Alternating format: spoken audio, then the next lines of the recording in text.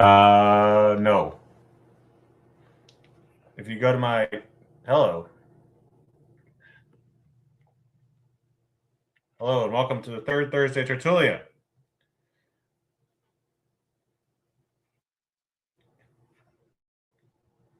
Thanks for joining. Going to get into some live poetry tonight and updates from Mr. Stan's Teaching Laboratory. And down there in the bottom, that's the URL you can see, www.teachinglaboratory.com. And then right now is the third Thursday Tertulia. This is the season 3, third year I've been doing this, and episode 2. The first episode of this season was in December, and so every other, and then the closing episode will be in April, the third Thursday in April, at 7 p.m. USA Central Time. And to start off today, I'm going to read a poem. And this is an older one. All right. What if there is no afterlife, no multiverse? Time is actually linear. Whether or not God or gods exist is another variable to consider, but for what I'm poeming meow, all there is now. Okay. That was a Flaming Lips reference there at the end. All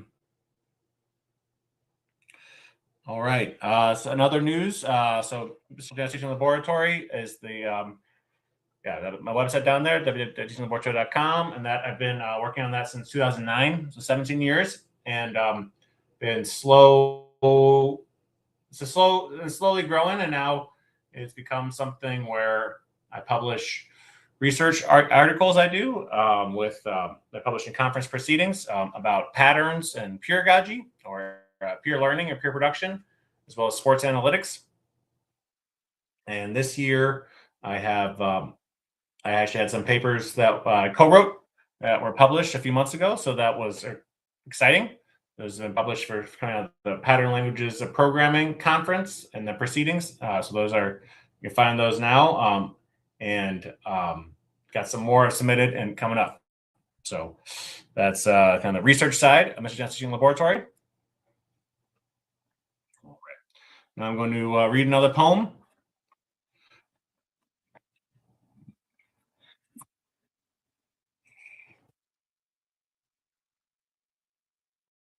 This is a new one, debut. The water ripples, but does it speak? One baby wave folds into another. Was it always like this?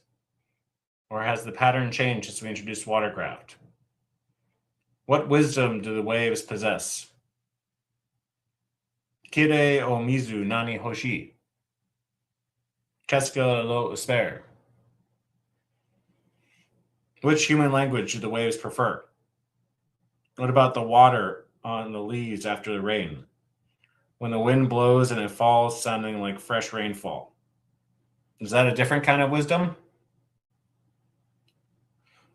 Does the water skier speak water's language? The surfer? The sailor on the 15th century Polynesian vessels? Has the water been telling us that it doesn't mix with oil and the damage done with plastics isn't irreversible? Does water really have consciousness? Or am I just anthropomorphizing like a butterclucker? Does water even want us to give it a voice and put metaphorical words into its mouth? Or does it not believe in want? Just the waves, you, and us. All right. So in addition to Mr. Stan's Teaching Laboratory, in addition to publishing research, and I also have my my art studio where I do my poetry and my fiction. I've been doing some more drawing recently, and in addition, I have also published, and so self-published. And so Mr. Stan's Teaching Laboratory has published my novella, Kayi is John for Sexy, And you can find that on Amazon. And I also did a limited print run in Chicago. And then, in addition, it has published the Pedagogy Handbook, which co-published this edition with Pierce Press. So this is the Pedagogy Handbook. And you can find this free download on pedagogy.org. And you can buy it on Amazon. You can have a link there too. You can read the HTML version. And it's also available at Quimby's, which is an incredible bookstore in Chicago on North Avenue in Wicker Park neighborhood. It's like the best place in the world, literally, for zines. And they kindly allowed us to do a Pedagogy event there earlier this month. So I talked about the book and had people play this game that we created to try and get them in a fun way to imagine the future, and also had them edit the handbook. So I want this the handbook could be it's dynamic, and so obviously this print is set, but the current version is on Wikibooks, and you can edit that as well. And so the handbook is an output of the Mission Execution Laboratory, and so I had publications for sale, and as well as free research and free downloads from educational resources. And so you can on teachinglaboratory.com link down there. Click there, you can go to the bookstore, and you can find downloads and buy the Technical Principle zine. Okay, and then so I did, as I mentioned, I co-published this with Pierce Press, and then actually had Charlotte from Pierce Press sent in a request. I put on social media if there's any requests for readings tonight, and I got one. And for a new poet for me, Rainer Maria Rilke, pardon the pronunciation, and I'm going to read a poem from Rilke. This was written in 1918. It's from a book that's now on Wikisource, named Poems of Rainer Maria Rilke. And this one is called The Poet. The Poet. You hour. From me you ever take your flight. Your swift wings wound me as they whir along. Without you void would be my day and night. Without you I'll not capture my great song. I have no earthly spot where I can live. I have no love. I have no household fane. And all the things to which I myself I give, impoverish me with the richness they attain. Okay, so shout out to Rainer Marie Rilke, and thank you, Charlotte, for the request. And so for third Thursday, Friday in April, for the requests for readings from, let me know. And now, so another thing we're trying to do with Mr. Execution Laboratory is more advertising, and not one of my strong suits is marketing and sales, but try to improve. And so what I've made is in Chicago at Quimby's and also at comic book stores and cafes, they have a lot of times they have like free publications, and I really like the free publications to learn from them and enjoy the writing. And so, and I put one of my own out there. So this is the marketing zine here, and thank you for the feedback, NW. So this marketing zine, you can find it at Quimby's and the other place in Chicago. And so it's a way to talks about the Teaching Laboratory bookstore.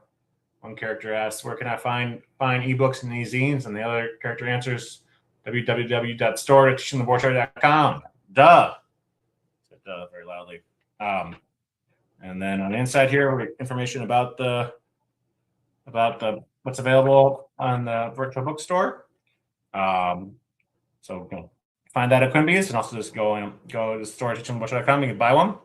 And also, here in February, I want to say happy Black History Month to everybody. And if you haven't already, go to an event to learn more Black history, buy some books. I bought some books by Toni Morrison this month, and really enjoyed.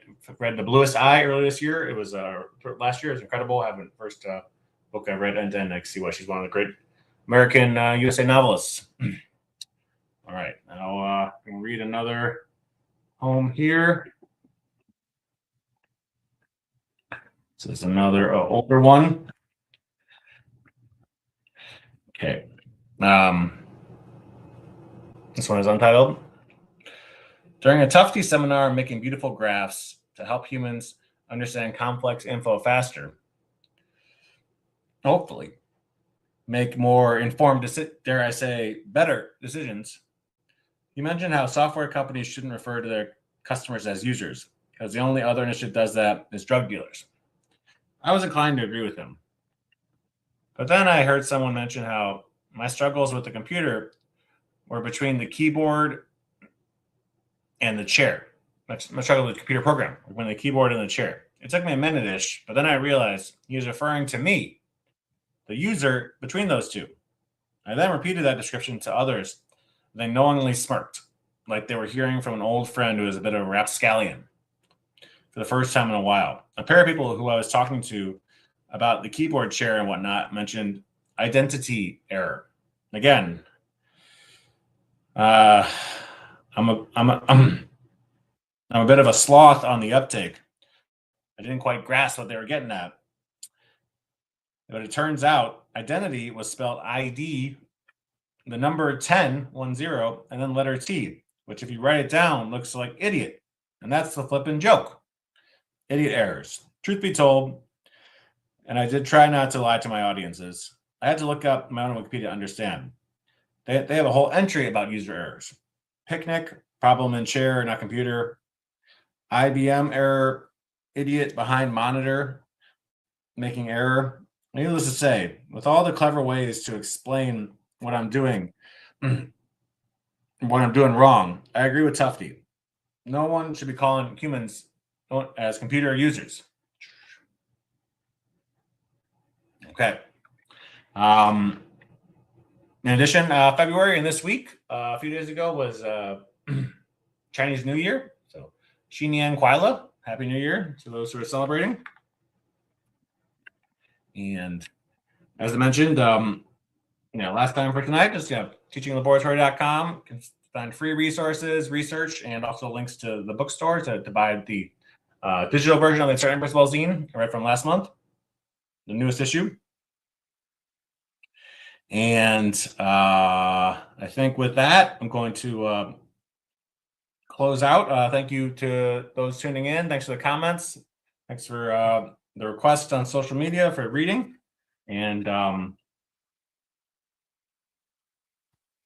so this is an older poem here, a little more, well, it's a more serious topic. The name of this one is Am I? Am I racist? Is that a question I can answer myself, or can only non-white people be the judge? I know that I want the answer to the question to be no, and it certainly biases my own self-evaluation. I know racist thoughts come into my skull, and I don't believe I'm asking for them. I'm ashamed about that. It takes energy on a millisecond to millisecond level to pause, reflect on those thoughts, and decide, yeah, my perception here is off. Not based on reality, based on a myth I've been programmed to believe by my country. I do not want to perpetuate that myth to the next generation. They should not have to deal with this crap. And that thought filtering is not perfect. And even in a world where perhaps individual racism isn't the most important thing to consider in the USA, there's systemic racism, intersectionality, caste system, all of which are set up to benefit people of my race and gender. I still, myself, want to improve as a human. By my programming, push back against these racist thoughts. They not help me get closer to understand the truth of what I see. And I want you who evaluate my actions to answer no to the question that started this poem. Okay. Well, with that, thank you again for tuning in.